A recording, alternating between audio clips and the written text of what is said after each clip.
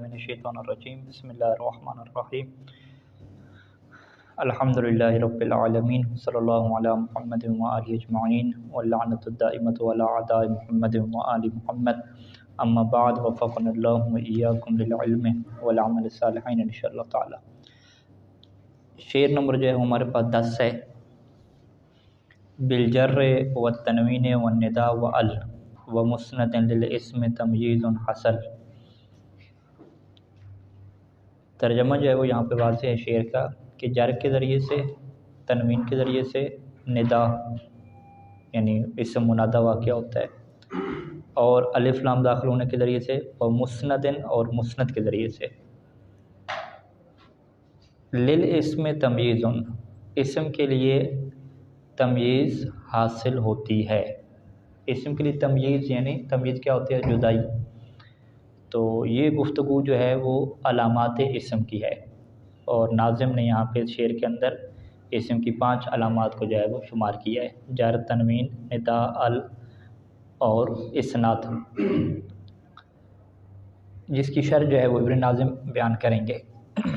اس شعر کی جو ترکیب ہے اس کے متعلق کافی اختلاف پایا جاتا ہے، اور ان میں سے ایک ترکیب جو ہے وہ یہ ہے کہ یہ جو بالجر و تنوین، یہ جار مجرور ہیں، یہ متعلق ہو رہے ہیں حاصلہ کے، کیونکہ حاصلہ کیا مطلب؟ یعنی حاصل ہوتی ہے جر کے ذریعے سے تمییز، تو یہ حاصلہ کے متعلق ہو گئے۔ اور والتنوین والنداء وال ومسند، یہ سارے کا سارا عطف ہے کس کے اوپر؟ بالجر کے اوپر، کیا یہ عطف ہے۔ للاسم، یہ بھی جار مجرور ہے، اور یہ کیا بنے گا جی؟ خبر مقدم بنے گا۔ یہ جار مجرور جب خبر مقدم بن رہا ہے تو اس کو ہم متعلق کرتے ہیں فعل محذوف کے یا اسم محذوف کے۔ اور تمییز حاصل جو ہے یہ موصوف صفت کیا بناتے ہیں، ٹھیک ہے، یعنی تمییز حاصل ہونے والی جار، تنوین، ندا اور ال اور مسند کے ذریعے سے موجود ہوتی ہے اسم کے لیے، یعنی یہ اس کا ترکیب کے مطابق دقیق ترجمہ بن جائے گا۔ اگر اس عبارت کو ہم سیدھا کریں تو اس کو ہم یوں کر سکتے ہیں کہ تمییز حصل یا التمییز الحاصل، معنی کے اعتبار سے التمییز الحاصل بالجر والتنوین والنداء وال ومسند للاسم، حاصل للاسم، یہ حاصل خود اس کا اپنی صفت آ جائے گا، ٹھیک ہے، ایک یہ ترکیب ہو سکتی ہے۔ اور دوسری ترکیب ہم اگر ایک کرنا چاہیں تو ہم یہ کریں کہ بالجر والتنوین والنداء وال ومسند کو جو ہے وہ متعلق کریں تمییز کے، ٹھیک ہے، کہ تمییز بالجر، اور حاصلہ کو کیا بنائیں جی؟ خبر بنا لیں، ٹھیک ہے، اور للاسم کو جو ہے وہ متعلق کر دیں کس کے لیے جی؟ حاصلہ کے۔ تو پھر کیا ہو جائے گا کہ اسم کے لیے حاصل ہوتی ہے جر، تنوین، ندا، ال اور مسند کے ذریعے سے تمییز، تو پھر تمییز کا تعلق ہم کس سے بنائیں گے؟ جر کے ذریعے سے، یعنی جر کے ذریعے سے تمییز حاصل ہوتی ہے اسم کے لیے، تو اس کا ترجمہ کیا بن جائے گا؟ یہ بن جائے گا۔ تو یعنی 2 ہمارے پاس ترجمے آ رہے ہیں اور 2 کیا آ رہی ہیں؟ ترکیبیں آ رہی ہیں۔ پہلے ترجمہ ہمارے پاس کیا ہوا کہ جر کے ذریعے سے حاصل ہوتی ہے، یعنی جر، تنوین، ندا، ال اور مسند کے ذریعے سے حاصل ہوتی ہے تمییز، کس کے لیے ہوتی ہے؟ اسم کے لیے ہوتی ہے، بلکہ ہم اس کو موصوف صفت کا ترجمہ کرنا ہے نا، یعنی جر، تنوین، ندا اور ال اور مسند کے ذریعے سے حاصل ہونے والی تمییز اسم کے لیے موجود ہوتی ہے، یہ پہلی ترکیب مطابق ترجمہ بنے گا۔ دوسری کے مطابق ہم نے بالجر وغیرہ کو متعلق کیا تمییز کے، تو ہم یہ کریں گے کہ جر، تنوین، ندا، ال اور مسند والی تمییز اسم کے لیے حاصل ہوتی ہے۔ تو دوسری ترکیب میں ہمیں کوئی معذوف کیا ماننے کی ضرورت نہیں پڑ رہی وہاں پہ، ٹھیک ہو گئی جی۔ اچھا جی، اب یہاں پہ آتے ہیں، شرح میں آ جاتے ہیں۔ قد عرفت ان الکلمۃ تنقسم الی 3 اقسام، آپ جان چکے ہیں کہ کلمہ جو ہے وہ تقسیم ہوتا ہے 3 اقسام کی طرف: اسم و فعل و حرف۔ فلا بد من معرفت ما، پس ضروری ہے کہ من معرفت ما، اس کی معرفت حاصل کی جائے کہ ما یمیز بعضها عن بعض، کہ جو جدا کرتا ہے بعض کلمہ کو دوسرے بعض سے، وَإِلَّا فَلَا فَائِدَةَ فِي التَّقْسِيمِ، اگر معرفت ہی نہ ہو انسان کو کہ اسم فعل اور حرف کے درمیان کیا تمییز ہے اور کیا فرق ہے، تو پھر اس تقسیم کا کوئی فائدہ نہیں ہے۔ وَلَمَّا أَخَذَ فِي بِيَانِ ذَلِكَ، یہ جو لفظ اخذ ہے اس کے بہت سارے معنی آتے ہیں، اور یہ نحو میں جو ہے وہ افعال شروع میں شمار ہوتا ہے۔ تو اخذ کا مطلب شروع ہو گئے، یعنی ولما اخذ جب شروع ہوئے، کون شروع ہوئے؟ ناظم، جب ناظم شروع ہوئے فی بیان ذالک، اس بات کو بیان کرنے کے لیے، کس بات کو بیان کرنے کے لیے؟ تمجیز کو، کہ ایک کلمہ دوسرے کلمہ سے کیسے جدا ہوتا ہے، جب اس کو بیان کرنے کے لیے شروع ہوئے تو ذکر الاسم علامات تخصہ، تو انہوں نے اسم کے لیے علامات ذکر کی، کون سی علامات؟ کہ جو اس کے لیے خاص ہیں۔ اور وَيَمْتَازُ بِهَا، یعنی یمتاز الاسم، اسم ممتاز ہوتا ہے، جدا ہوتا ہے، بِهَا، ان علامات کے ذریعے سے۔ کس سے جدا ہوتا ہے؟ ان قسیمہ، اپنی دو قسیم سے۔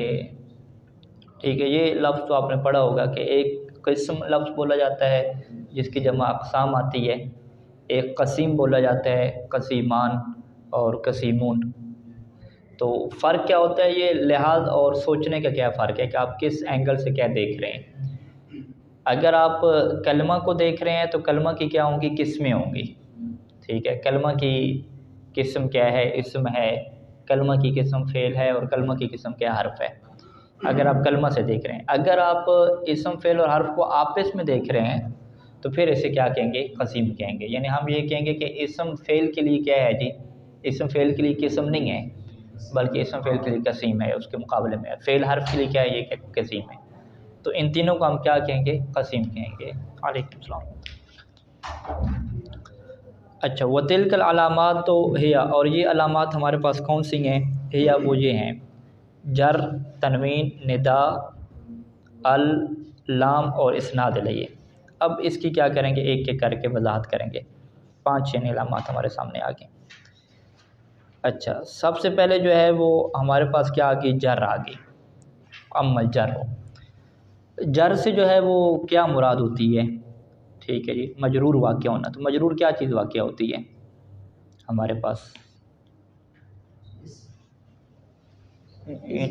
مجرور تو اسم ہوتا ہے، یہ تو کیا ہے؟ یعنی جر کس وجہ سے آتی ہے؟ جر کا عامل کیا ہوتا ہے؟ ٹھیک ہے، ایک حرف جر ہوتا ہے، ٹھیک ہو گیا، دوسرا کیا ہے؟ مضاف، تیسری چیز جسے ہم کیا کہتے ہیں؟ تابع۔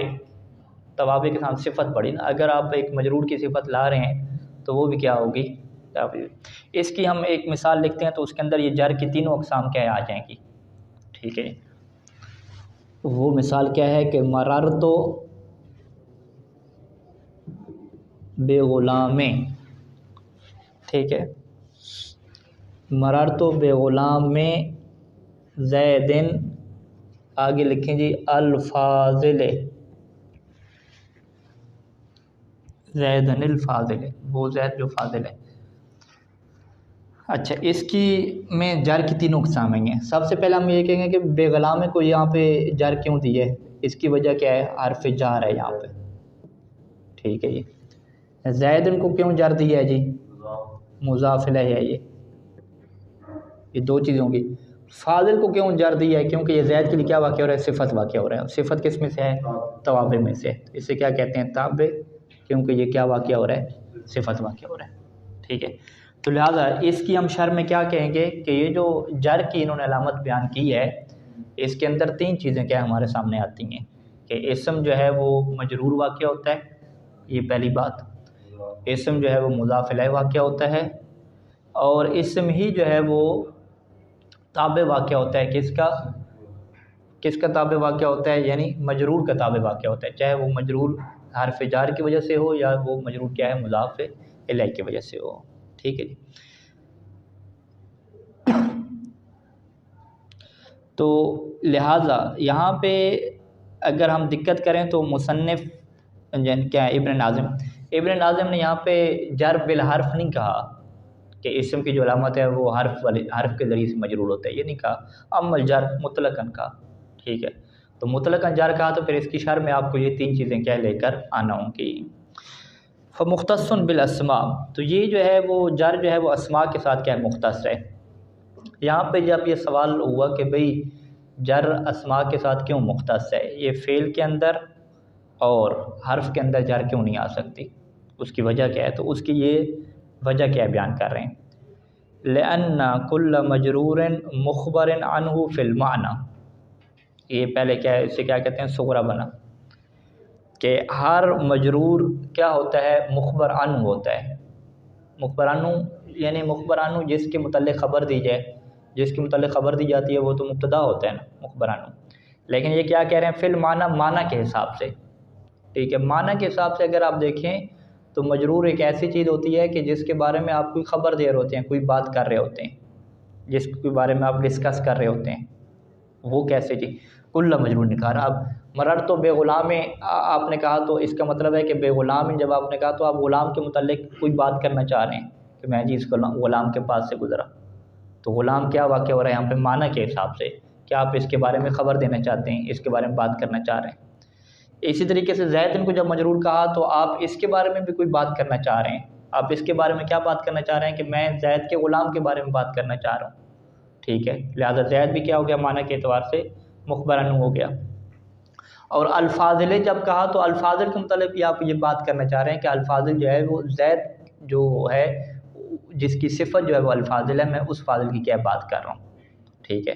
تو لہٰذا یہ جو مجرور ہوتا ہے یہ معنی کے اعتبار سے ایسی چیز ہوتی ہے کہ جس کے بارے میں گفتگو کی جا رہی ہوتی ہے، الحدیث عنہ، المخبر عنہ، جس کے بارے میں آپ گفتگو کرتے ہیں، یہ پہلی بات ہوگی۔ اچھا پھر کیا ہو گیا جی، یہ دلیل کیسے بنے، یہ کیا ہو گیا، صغرا ہو گیا، دلیل استدلال میں سے کہتے ہیں صغرا کہتے ہیں۔ کبرا کیا ہے کہ ولا یخبر الا عن الاسم، اور آپ خبر نہیں دے سکتے مگر کس کے متعلق خبر دے سکتے ہیں، اسم کے متعلق، یعنی آپ بات نہیں کر سکتے کسی کے متعلق جس کے متعلق بھی آپ بات کریں گے وہ اسم ہوگا، کسی کی غیبت کریں گے تو بھی وہ اسم ہوگا، کسی کے فضائل بیان کریں گے تو بھی وہ اسم ہوگا، کسی کے بارے میں کوئی تبصرہ اور تجزیہ کریں گے تو وہ بھی کیا ہوگا، اسم ہوگا، ٹھیک ہے۔ فعل کی نہ کوئی غیبت کی کر سکتے ہیں، ضربہ مثلاً فعل ہے کہ ضربہ کے بارے میں آپ کیا کہیں گے، ہاں ضربہ کو اسم کے طور پہ لیں گے تو پھر آپ اس کے بارے میں تبصرہ کر سکتے ہیں، آپ کہیں گے ضربہ فعل ماضی ہے، ضربہ فعل ماضی کی ترکیب کیا کرتے ہیں، ضربہ کو کیا بناتے ہیں، مبتدا بناتے ہیں، فعل ماضی کی اس کی کیا بناتے ہیں، خبر بناتے ہیں،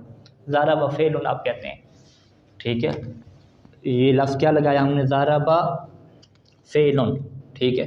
اس نے کہا کہ مخبر عنہ کیا ہوتا ہے، فقط اسم واقع ہوتا ہے، آپ نے کبھی ضربہ فعل میں ضربہ مبتدا واقع ہو رہا ہے، فعل خبر ہوگی تو لہٰذا مخبر عنہ کیا واقع ہو رہا ہے، فعل واقع ہو رہا ہے، تو وہاں پہ آپ کیا جواب دیتے ہیں کہ بھئی ضربہ جو ہے وہ مبتدا واقع نہیں ہو رہا بلکہ کلمہ تو ضربہ یہ مبتدا واقع ہو رہا ہے، یہاں پہ لفظ کلمہ کیا ہے، محذوف ہے، لہٰذا آپ یہاں پہ ضربہ کو فعل اگر کہہ رہے ہیں تو وہ آپ اس کو اسم کے طور پہ کیا لے رہے ہیں کہ کلمہ تو ضربہ فعل، مبتدا جو ہے وہ کچھ ضربہ واقع نہیں ہو رہا، کیونکہ ضربہ کے یہاں پہ کوئی معنی نہیں ہے، ضربہ کا معنی کیا ہوتا ہے، اس نے مارا، اور باقاعدہ آپ یہ فعل کی بات کر رہے ہیں، یہ نہیں ہے، آپ ایک کلمہ کے بارے میں آگاہی دینا چاہ رہے ہیں کہ جو ضربہ کا کلمہ ہے یہ کیا ہے جی، فعل ہے، لہذا وہ یہاں پہ کیا کہتے ہیں کہ مراد یہاں پہ معنی کے اعتبار سے کیا ہے، کلمہ تو ضربہ، یا ضربہ کو آپ بطور کلمہ کے لے رہے ہیں، بطور اسم کے لے رہے ہیں، بطور صیغہ کے لے رہے ہیں، تو تب جا کے کیا اس کی خبر دی جا رہی ہے، تو لہٰذا فعل کے بارے میں بھی جب بات کرنی ہوگی تو اس کو بھی ہمیں اسم کے اندر کیا کنورٹ کر کے لے کر جانا ہوگا، کلمہ تو ضربہ، صیغہ تو ضربہ۔ اسی طریقے سے حرف کے متعلق بھی ہے، یہاں پہ آپ حرف لگا لیں گے، الہ جو ہے یہ کیا جی، الہ حرفن ہے، الہ حرفن، ٹھیک ہو گیا، الہ حرفن تو الہ مخبر عنہ واقع ہو گیا نا، اس کے بارے میں آپ نے بات کر دی، ہم کیا کہیں گے، کلمہ تو الہ حرفن، ٹھیک ہے، لہٰذا اس کو بھی ہم نے کس کی تعویل میں کیا، اسم کی تعویل میں کر کے ہم نے کیا بات کی، تو لہٰذا یہ بات واضح ہے کہ جس کے متعلق بھی آپ گفتگو کرتے ہیں وہ ہمیشہ کیا ہوتا ہے، اسم ہوتا ہے۔ اور قطر ندا میں ابن ہشام نے اس کو کیا تعبیر کیا تھا، حدیث و عنہ سے، اور وہاں پہ کہا تھا کہ یہ انفع العلامات ہے، کہ جہاں پہ ساری علامتیں فیل ہو جاتی ہیں وہاں پہ آ کے اگر اس علامت کو آپ اپلائی کرتے ہیں تو آپ کو پتہ چل جاتا ہے کہ یہ اسم ہے۔ اور وہاں پہ قمتوں کی مثال دی تھی، ضرب تو قم، تو اس کے اندر جو تو ہے، تو کیا ہے، آگے کے کوئی تو کے متعلق میں بات کر رہا ہوں، تو یعنی میں کے متعلق جب بات کروں کہ میں کھڑا ہوا تو یہ کیا ہو جائے گا، اسم ہو جائے گا۔ تو یہاں سے کیا مصنف نے دلیل بنائی کہ مجرور اگر آپ کہتے ہیں کہ اسم کے علاوہ فعل اور حرف ہونا چاہیے تو مجرور تو کیا ہوتا ہے، مجرور ہمیشہ کیا واقع ہوتا ہے، معنی کے اعتبار سے مخبر عنہ واقع ہوتا ہے کہ اس کے متعلق آپ کیا گفتگو کرتے ہیں۔ اور جو بھی مخبرانو ہوتا ہے وہ ہمیشہ اسم ہوا کرتا ہے، فعل اور حرف کیا ہے مخبرانو واقعہ نہیں ہوا کرتا۔ تو نتیجہ کیا نکلے گا کہ پس اسم ہی کیا ہوگا، مجرور ہوگا، اسم کے علاوہ کوئی اور مجرور نہیں ہو سکتا۔ ٹھیک ہے جی، فلا یجر الا الاسم، پس جر نہیں دی جائے گی سوائے کس کو، اسم کو۔ تو یہ صغرا کبرا اور یہ کیا ہو گیا، نتیجہ نکل آیا۔ جیسے زید اور عامر آپ کی اس مثال میں ہے کہ مررت بزید اور نظرت الی عامر، یہاں پہ ابن ناظم نے دو مثالیں دی ہیں۔ مررت بزید اس میں مجرور کس کے ذریعے سے ہے، حرف کے ذریعے سے ہے، اور نظرت الی عامر میں مجرور کس کے ذریعے سے ہے، حرف کے ذریعے سے ہے، یعنی دونوں مثالیں تھیں اور دونوں کیا ہے مجرور بالحرف دیتی۔ ٹھیک ہے، تو بہتر کیا تھا کہ ایک مثال مجرور بالحرف کی دیتے، ایک مثال مجرور بالاضافہ کی دیتے، اور ایک مثال مجرور بالتابع کی دیتے۔ اور اس کے لیے بہترین مثال یہ ہے کہ جو ابن عقیل نے کیا ذکر کیا، شرح ابن عقیل نے، کہ مررت بغلام زید الفاضل، مررت بغلام زید الفاضل۔ تو یہ ایک ہی مثال ہے، اسی ایک مثال میں کیا تینوں آپ کو شاید مل جاتے ہیں۔ اچھا، یہ پہلی علامت ہوگی اسم کی۔ دوسری علامت کیا اسم کی، تنوین ہے۔ تنوین کی کیا کر رہے ہیں، تعریف کر رہے ہیں۔ اما التنوین فهو نون ساکنۃ زائدۃ، تنوین نون کو کہتے ہیں۔ دوسری بات کہ نون ساکنہ ہوتی ہے، متحرک اس میں شامل نہیں ہے۔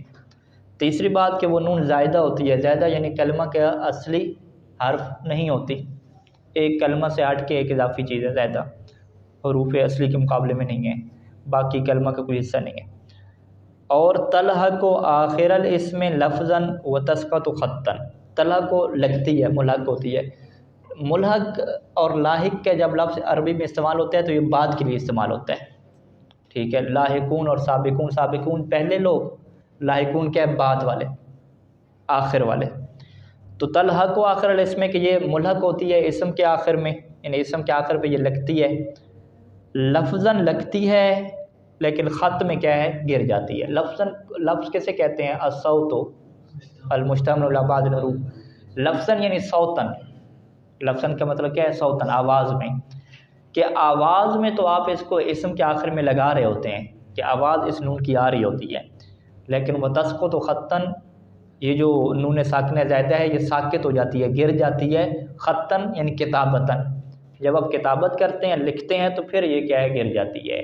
تلفظ میں ہوتی ہے لیکن لکھنے میں نہیں ہوتی۔ جیسے مررت بزیدن میں اوپر کا، زیدن میں کیا ہے، نون آ رہی ہے، زیدن نون آ رہی ہے، لیکن نون کیا ہے، تلفظ میں آ رہی ہے، لکھنے میں نہیں آ رہی، اور وہ نون ساکنہ بھی ہے، زائدہ بھی ہے، زائد کا کوئی اپنا حصہ نہیں ہے، اور خط میں بھی کیا لکھی ہوئی نہیں ہے۔ ٹھیک ہے، اچھا یہاں پہ انہوں نے تنوین کی تعریف کیا مکمل کر دی، جبکہ شرح خط النداء میں اگر تنوین کی آپ تعریف جا کے دیکھیں تو انہوں نے ایک اور چیز کا اضافہ کیا تھا وہاں پہ۔ ٹھیک ہے، کچھ ذہن میں ہے، انہوں نے وہاں پہ اضافہ کیا تھا لغیر توکید۔ ٹھیک ہے، یہ جملہ تھا ان کا کہ یہ جو ہم کہہ رہے ہیں نا کہ نون ساکنہ ہے، زائدہ ہے، تلفظ میں آ رہی ہے، خط میں نہیں آ رہی، یہ نون ایسی ہونی چاہیے جو تاکید کے لیے نہ ہو۔ اس کی وجہ کیا ہے، کیونکہ یہ جو تاکید والی نون ہے یہ بھی آتی ہے اور اس سے بھی اسی طرح کیا لکھا جاتا ہے۔ ٹھیک ہے، مثال کے طور پہ قرآن مجید کی آیت بھی ہے، لام جو ہے وہ تاکید کری گئی، ولا یکونن، ٹھیک ہے، یہ نون تاکید خفیفہ میں لگے گا، ولا یکونن۔ ٹھیک ہے، اس کو قرآن مجید میں کیسے لکھا گیا، ٹھیک ہے جی، اس کو انہوں نے یوں لکھا قرآن مجید میں، آپ یہ سرچ کیجئے گا، ٹھیک ہے، ولا یکونن یوں کر کے لکھا گیا۔ ٹھیک ہے جی، اسی طریقے سے دوسری مثال کیا ہے، لنسفعن، ہم جو ہے وہ ان کو کھینچیں گے، لنسفعن۔ ٹھیک ہے، اس کو قرآن مجید میں کیسے لکھا گیا ہے، یہ ساری قطر و ندا کی باتیں، لنسفعن یوں کر کے لکھا گیا۔ اب یہ دیکھیں کہ لنسفعن میں اور لیکونن میں تنوین پڑھی جا رہی ہے، لکھی نہیں جا رہی، یوں تو لکھی جا رہی ہے نا، پڑھی جا رہی ہے، لکھی نہیں جا رہی، اور نون کیا ہے، زائدہ بھی ہے، ساکنہ بھی ہے، ساری جو ابن ناظم نے تنوین کی تعریف کی ہے وہ ساری اس کے اوپر کیا فٹ بیٹھتی ہے۔ تو کیا اس کو ہم تنوین کہتے ہیں؟ لا یکونن میں تنوین کہتے ہیں؟ اس کو تنوین نہیں کہتے، اسے کہتے ہیں نون تاکید خفیفہ، ٹھیک ہے۔ لا یکونن میں جو تنوین آ رہی ہے اسے تنوین نہیں کہتے، یعنی ہم یہ جملہ جب بول رہے ہیں کہ اس میں تنوین آ رہی ہے تو ہم یہ جملہ بھی کیا غلط بول رہے ہیں، ہم کہیں گے لا یکونن میں تنوین نہیں ہے، لا یکونن میں نون تاکید خفیفہ ہے کہ جسے الف کی شکل میں لکھا گیا، اور الف کی شکل میں لکھا جاتا ہے۔ یہ بات کہاں پہ ہے؟ یہ بھی شرح خط النداء کے بالکل آخر پہ ہے، دوسری جلد کے آخر پہ، کہ وہاں پہ یہ بات کہاں تھی کہ اذن، اور یہ جو نون تاکید خفیفہ ہے اس کو ہم کیا ہے الف کی شکل میں لکھتے ہیں۔ تو لہٰذا لا یکونن اور نصفاً مگر کو کہے کہ بھئی اس کے آخر پہ تنوین آئی ہوئی ہے تو آپ فوراً کیا کہیں گے؟ نہیں بھئی آپ جملہ غلط بول رہے ہیں، تنوین نہیں آئی ہوئی، اس کو کیا ہے آپ تنوین نہیں نہ کہیں۔ پھر کیا ہے اس کے آخر میں؟ اس کے آخر پہ کیا ہے؟ یہ نون تاکید خفیفہ ہے جسے الف کی شکل میں کیا لکھا گیا ہے۔ لیکن اگر تنوین کی تعریف آپ پڑھیں گے ابن ناظم کی تو وہ تو اس کے اوپر فٹ بیٹھ رہی ہے کہ تلفظ میں نون بولنے میں آ رہی ہے، لکھنے میں نہیں آ رہی، تو وہ تو تنوین ہونی چاہیے، تو لہٰذا ہم اس کو تنوین کہیں۔ ہم کہیں گے نہیں جی تنوین کیوں نہیں کہیں گے؟ کیونکہ ابن ہشام نے کہا ہے کہ وہ غیر تاکید کے لیے ہونی چاہیے، تاکید کے لیے نہیں ہونی چاہیے، ٹھیک ہے جی۔ تو لہٰذا جو ہے وہ غیر توکید والی بات کیا ہے، یہ چیز ضروری ہے۔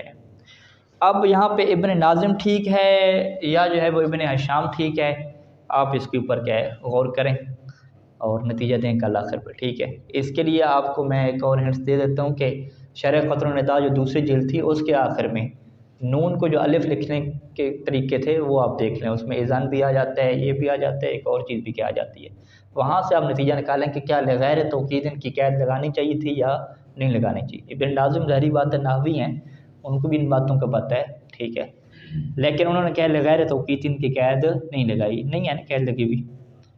فَهُوَ نُونٌ سَاكِنَةٌ زَائِدَةٌ تَلْحَقُ آخِرَ الاسم لفظاً وَتَسْقُطُ خطاً، غیر توکید نہیں لکھا ہوا، ایسی ہے، ٹھیک ہو۔ اچھا وہی اعلیٰ عنوان تنوین کی جو ہے وہ 4 قسمیں جو ہیں وہ ایسی ہیں کہ جو اسم کی کیا علامت بنتی ہیں، اور جو 2 قسمیں ہیں وہ اسم کی علامت نہیں بنتی ہیں، ٹھیک ہے جی۔ اب یہاں پہ جو ہے وہ مصنف نے نام لکھے تنوین الامکنہ امکنیہ کا زید و عمر، اور ان تنوینوں کو کیا تعریف نہیں لکھی۔ تنوین کی مکمل تعریف اور مثالیں یہ آپ کو کہاں پہ ملیں گی؟ شرح ابن عقیل میں ملے گی، ٹھیک ہے۔ شرح ابن عقیل جو کتاب اس کا صفحہ نمبر 30 پہلی جلد اور صفحہ نمبر 30 وہاں سے کیا ہے ہم اس چیز کو پڑھیں گے، اور وہاں پہ تنوین کی تعریف اور وہ ساری چیز کیا ہے موجود ہے، ٹھیک ہے۔ اچھا جی وہاں پہ کیا لکھا ہوا ہے کہ تنوین تمکین، یعنی جو یہاں پہ ابن ناظم نے کیا تعبیر استعمال کی؟ تنوین امکنیہ، ٹھیک ہے۔ وہاں پہ امکنیت کا ایک لفظ اور بھی لکھا گیا، وہ لفظ کیا ہے؟ تنوین التمکین، ٹھیک ہے۔ تنوین تمکین کی تعریف کیا ہے کہ وَهُوَ اللَّاحِقُ لِلْأَسْمَاءِ الْمُعْرَبَةِ، کہ جو اسماء معرب ہوتے ہیں ان کے آخر میں جو آتی ہے اسے کیا کہتے ہیں؟ ہم تنوین تمکین کہتے ہیں، جیسے زید، رجل، یہ سارے معرب ہیں۔ یعنی تنوین تمکین کیا مطلب؟ تمام معرب، مبنی نہیں، تمام معرب اسماء کے آخر میں جو تنوین آتی ہے اسے تنوین تمکین کہتے ہیں، سوائے ایک کے۔ سوائے وہ ایک کون سا ہے؟ جمع مؤنث سالم، جمع مؤنث سالم مسلمات ہیں، اس کے آخر میں جو تنوین آ رہی ہے اسے تنوین تمکین نہیں کہتے، اسے تنوین مقابلہ کہتے ہیں، ٹھیک ہے جی۔ اور اسی طریقے سے ابن عقیل نے یہ بھی کہا کہ جو قاضین کے آخر پہ تنوین ہے، جوارن اور غواشن، جو اس کے مقابلے میں آ رہی ہے، جو حرف حذف ہو گیا اس کے مقابلے میں آ رہی ہے، تو اس کو بھی کیا ہے؟ تنوین تمکین نہیں کہتے، تنوین تعویض کیا اسے کہتے ہیں، جو کیا بیان کریں گے، ٹھیک ہے۔ تو لہٰذا تنوین تمکین کی ہم تعریف کیا کریں گے جو ابن عقیل نے کی کہ ہر وہ تنوین جو معرب اسماء کے آخر میں آتی ہے سوائے 2 کے، ایک مسلمات والی تنوین، اسے تنوین مقابلہ کہا جاتا ہے، اور ایک تنوین کیا؟ یہ قاضین، جوارن، غاشن، کہ جو ایک حرف حذف ہو گیا تھا تو اس کے مقابلے میں کیا ہے؟ یہ آئی ہوئی ہے۔ اچھا جی دوسرے نمبر پہ کیا ہے؟ یہ تنوین تنکیر ہے۔ تنوین تنکیر کسے کہتے ہیں؟ تنوین تنکیر کا تعلق فقط اسماء مبنی کے ساتھ ہے، ٹھیک ہے، یہ معرب کے اوپر داخل نہیں ہوتی، یہ اسماء مبنی کے اوپر داخل ہوتی ہے، اور یہ فرق کرتی ہے کہ یہ اسماء مبنی میں سے معرب کیا نام ہے؟ معرفہ کون سا ہے اور نکرہ کون سا ہے۔ سیب وہ جس کے آخر پہ آتا ہے وہ ہم نے پڑھا تھا کہ یہ مبنی کی اقسام میں سے ہے، تو سیب وہ یہ کیا ہے جی؟ مبنی ہے۔ اب معرفہ نکرہ کی یہاں پہ بات کیا ہوگی؟ ٹھیک ہے، معرفہ تو کیا ہوتا ہے؟ علم ہوتا ہے نا، کسی ایک بندے کا نام ہو۔ اگر سیبویہ سے مراد آپ کا وہی نحوی ہوگا، یہ تو پھر کیا بن جائے گا؟ معرفہ بن جائے گا۔ اور اگر کوئی اور سیبویہ مراد ہوگا تو پھر یہ کیا بن جائے گا؟ نکرہ بن جائے گا۔ سیبویہ جب یہ معرفہ ہوگا تو اس کے اوپر تنوین نہیں آئے گی، سیبویہ پڑھیں گے، سیبویہ نہیں پڑھیں گے۔ اور اگر آپ کی مراد کوئی بھی سیبویہ ہو، ٹھیک ہے، تو پھر یہ کیا ہو جائے گا؟ نکرہ ہو جائے گا۔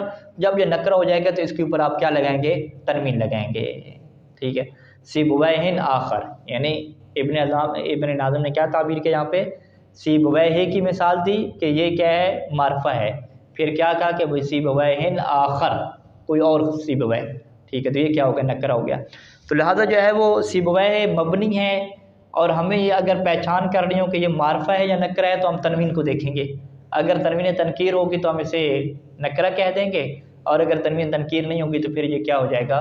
معرفہ ہو جائے گا۔ یعنی جو علم مبنی ہوتے ہیں، اسماء یعنی علم، جو علم مبنی ہوتے ہیں اگر وہ نکرہ کے طور پہ لیے جائیں گے تو اس کے اوپر کیا لگتی ہے؟ تنوین تنکیر لگتی ہے، ٹھیک ہے جی۔ مررت بسیبویہ اگر کسی نے کہا تو یہ کیا ہے؟ تنوین تنکیر نہیں لگی ہوئی، یہ معرفہ ہے۔ اور مررت بسیبویہ آخر کہا تو یہ کیا ہے جی؟ نکرہ ہے۔ تیسرے نمبر پہ کیا ہے؟ تنوین مقابلہ ہے۔ تنوین مقابلہ کیا ہے؟ کہ جمع مؤنث سالم کے جو آخر پہ آتی ہے۔ مقابلہ اسے کیوں کہتے ہیں؟ کیونکہ مذکر سالم میں جو نون ہوتی ہے یہ اس کے کیا ہے؟ مقابلے میں ہے۔ جمع مذکر سالم میں نون ہے مسلمون، اور ادھر کیا ہے؟ مسلماتن ہو گیا، تو نون کے مقابلے میں کیا ہے؟ یہ جو آ رہی ہے اسے کیا کہتے ہیں؟ تنوین مقابلہ کہتے ہیں، کیونکہ ہم نے کیا کہا تھا کہ مسلمون میں جو علامت رفع ہے وہ نون ہے، تو مسلماتن میں کیا ہے؟ اسی نون کی جگہ پہ ہم کیا لے آئے؟ تنوین لے کر آ گئے۔ علامت رفع اور علامت جر یہ اس میں تھوڑا فرق ہوتا ہے، یعنی اس کی مسلماتن کی نصب ہم کیسے دیتے ہیں؟ مسلماتن ہوگا نا، مسلماتن تو نہیں پڑھیں گے، بس یہی ہوگا کہ نصبی اور جری میں دونوں میں کیا ہے؟ یہ مسلماتن ہے، اور رفی میں کیا ہے؟ مسلماتن، ٹھیک ہے۔ تنوین سب کے اندر آئے گی، بس وہ نون نہیں آئے گی، نون کے بدلے میں کیا ہے؟ تنوین مقابلہ آئے گی۔ تیسرے نمبر پہ کیا ہے؟ ابن ناظم نے کیا چوتھا ہو جائے گا نا، ہاں، تنوین تمکین، جس کے نام تنوین امکنیت لکھا، دوسرا تنوین تنکیر، تیسرا کیا ہے؟ تنوین مقابلہ، اور چوتھا تنوین تعویض، ٹھیک ہے جی۔ ہین اذن اس کی کیا مثال دی۔ اب یہاں پہ کیا ہے؟ اس کی شرح ہے، ٹھیک ہے۔ یہ ابن عقیل سے ہم کیا پیش کر رہے ہیں کہ تنوین عوض یعنی جو کسی چیز کے عوض میں آتی ہے۔ کس چیز کے عوض میں آتی ہے؟ تین چیزیں ہیں کہ جس کے عوض میں کیا آپ تنوین لے کر آتے ہیں۔ پہلی چیز کیا ہے؟ کہ جملہ، کہ جملہ کے بدلے میں کیا لے کر آتے ہیں جی؟ تنوین لے کر آتے ہیں۔ اس کی ہم ایک جو ہے وہ آسان مثال جو عرفی مثال کیا بیان کی جاتی ہے وہ آپ کے سامنے میں رکھوں تو مثال کے طور پہ ہم ایک مثال بنا لیتے ہیں۔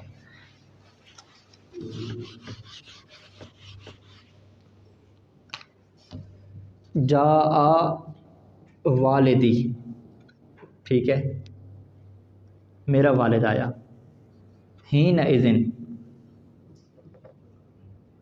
قمت، ٹھیک ہے جی۔ جاء والدی، میرا والد آیا، تو حین اذن قمت، تو اس وقت میں کیا ہے جی؟ کھڑا ہو گیا، واضح۔ اب یہ جو تنوین ہے نا یہاں پہ اذن، اسے کیا کہتے ہیں جی؟ تنوین عوض کہتے ہیں۔ یہ کس کے بدلے میں؟ یہ کہتے ہیں کہ یہ پورے جملہ کے بدلے میں آئی ہے۔ حین اذن کا کیا مطلب ہے؟ کہ حین اذن یعنی حین اذ جاء، اس کو پورا کھولیں، حین اذ جاء، حین اذن یہ سارا حین کیا ہے؟ ظرف کو بیان کرنے کے لیے نا، حین اذ جاء کہ جب وہ آیا تو قم تو میں کیا ہو گیا؟ کھڑا ہو گیا۔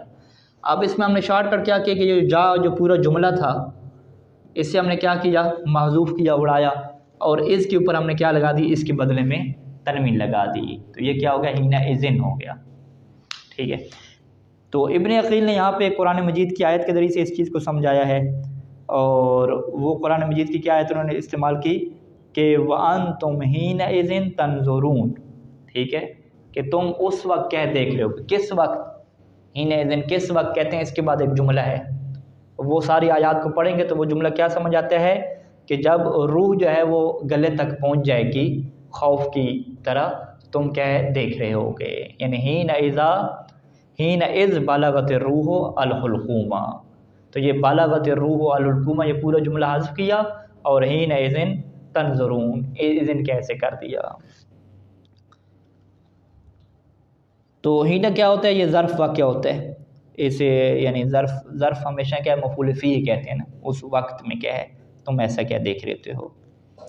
اور ہینا مضاف ہوتا ہے از کی طرف، ٹھیک ہے، پھر از آگے خود کیا ہے جملہ کی طرف مضاف ہو رہا ہوتا ہے، وہ حذف ہو جاتا ہے، یعنی اس کے یہ بدلے میں آتی ہے۔ تو از کو اگر دیکھا جائے حقیقت میں تو اذن میں جو تنوین آئی ہے یہ مضاف الیہ کے بدلے میں آئی ہے، پورا جملہ جو محلاً مجرور واقع ہو رہا تھا، مضاف الیہ واقع ہو رہا تھا، اس کے بدلے میں یعنی مضاف الیہ کے بدلے میں یہ کیا آئی ہے، تنوین آئی ہے۔ تو تنوین تعویض کی یہ پہلی قسم ہو گئی کہ وہ تنوین جو جملہ کے بدلے میں آتی ہے، اور جملہ کے بدلے میں شارٹ کٹ میں ہم کیا کہیں کہ مضاف الیہ کو حذف کر کے تنوین لگا دیتے ہیں، از کیونکہ مضاف ہوتا ہے۔ یہ کہاں پہ داخل ہوتی ہے، اذن پہ، ہی نا اذن کی کیا ساری مثالیں ہیں۔ دوسری ہمارے پاس مثال کیا ہے کہ جو تنوین آتی ہے اسم کے بدلے میں، ٹھیک ہے، اس کی انہوں نے کیا مثال دی ہے، کلن کی مثال دی ہے کہ یہ بھی وہی مضاف الیہ کے بدلے میں آتی ہے۔ ایک مثال کیا بولی جاتی ہے کہ کلن قائمن، کلن قائمن کہ ہر کوئی کیا کھڑا ہوا ہے،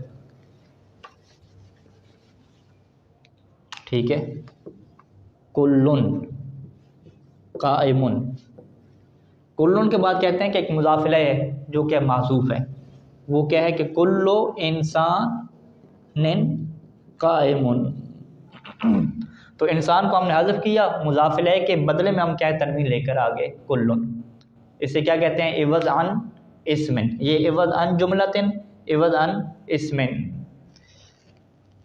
تیسری ہمارے پاس کیا ہے کہ عوض عن حرفن، کہ جو حرف کے کیا عوض میں آتا ہے، ٹھیک ہے، اس کی کیا مثال ہے، یہی جوارن اور غواشن کی انہوں نے مثال کی، جواریون تھا قاضیون تھا، قاضم بن گیا، ٹھیک ہے، تو یہ جو نون وہاں پہ کیا ہے وہ یا گری وہاں پہ، اس کے کیا بدلے میں آگئی، قاضیون میں یا ہم نے گرائی تو اس کے بدلے میں کیا ہم تنوین لے کر آگے قاضم، واضح ہے۔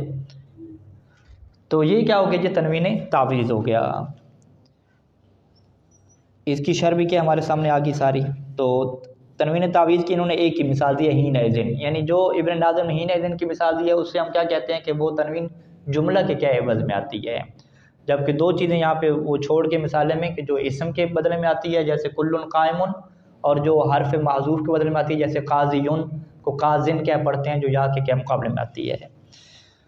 اچھا، پانچویں کیا ہے جی تنوین ترنم، اور چھٹی کیا ہے تنوین غالی ہے۔ تنوین ترنم کی کیا تعریف کرتے ہیں جی ابن ناظم، وَهُوَ الْمُبْدَلُ مِنْ حَرْفِ الْإِطْلَاق، کہ یہ تبدیل ہوتی ہے حرف اطلاق سے۔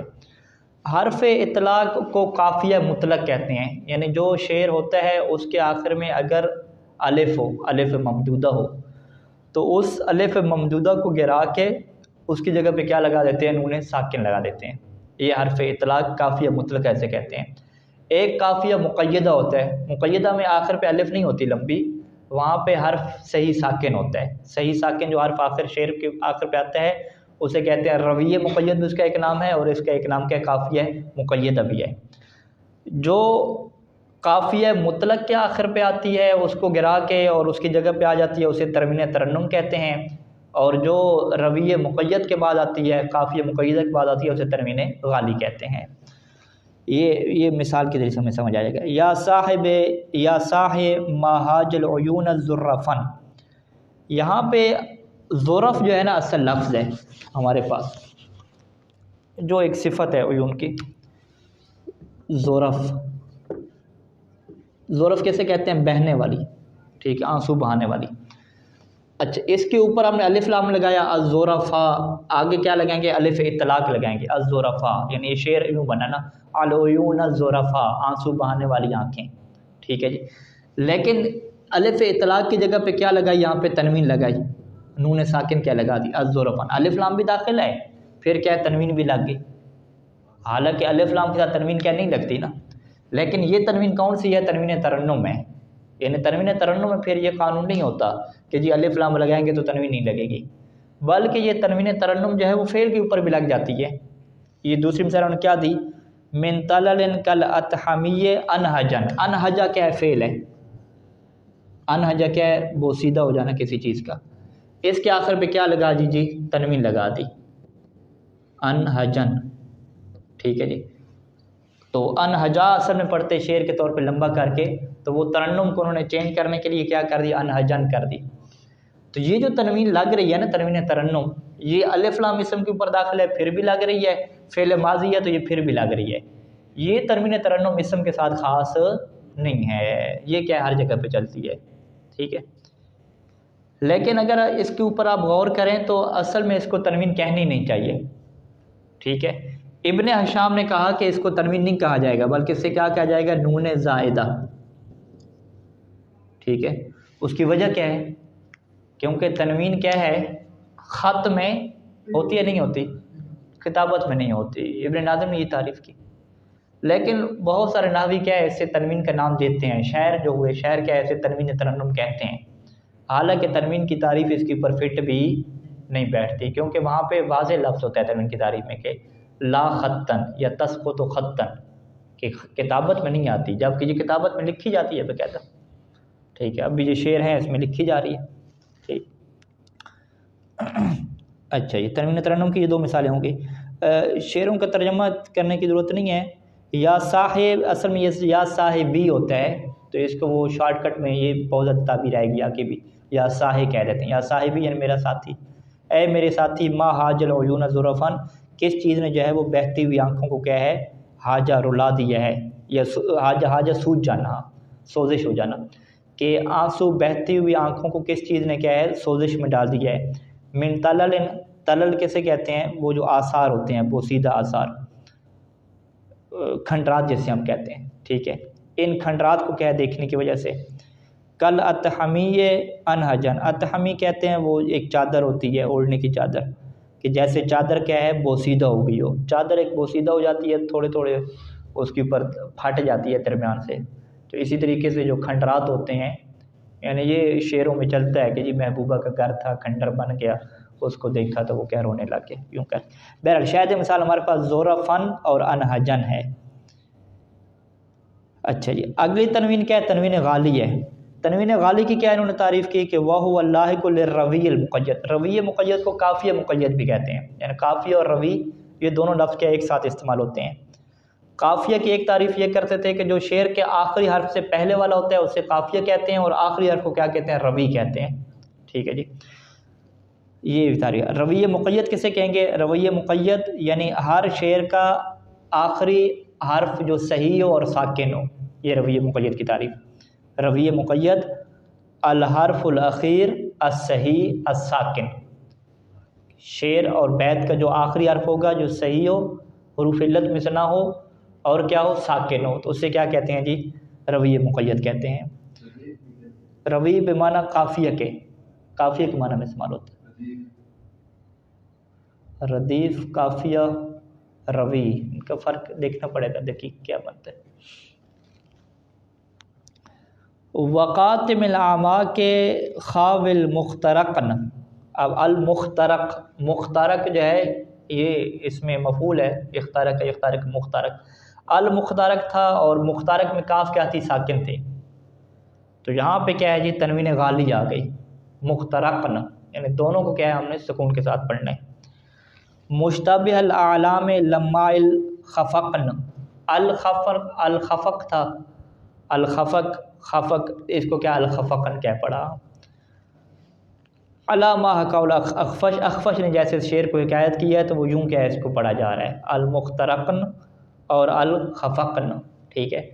تو یہ تنوین کیا ہے؟ تنوین غالی ہے، یہ بھی کیا ہے؟ اسم کے ساتھ خاص نہیں ہے، الف لام لگی ہوئی ہے اسم کے اوپر، پھر بھی کیا ہے؟ یہ تنوین آ رہی ہے۔ اور ابن ہشام کی ایک شرح ہے الفیہ کے اوپر، اوضح المسالک، انہوں نے کیا لکھا کہ انہوں نے کہا ہے کہ اس کو بھی آپ تنوین کہیں ہی نہیں، کیونکہ یہ بھی خط میں کیا ہے؟ لکھی ہوئی نظر آ رہی ہے، لہٰذا اسے کیا کہ نون زائدہ کہیں۔ تو ابن ناظم اسے تنوین کیوں کہہ رہے ہیں؟ تنوین ترنم اور تنوین غالی، وہ اس وجہ سے کہہ رہے ہیں کیونکہ بولا جاتا ہے تنوین، اس کو ایک رواج ہے اس وجہ سے۔ وہاد الانواع کلھا، یہ جتنی بھی انواع تمام کی تمام سوائے تنوین ترنم اور غالی کے، مختصۃ بالاسماء، یہ ساری کی ساری کس کے ساتھ خاص ہیں؟ اسماء کے ساتھ خاص ہیں۔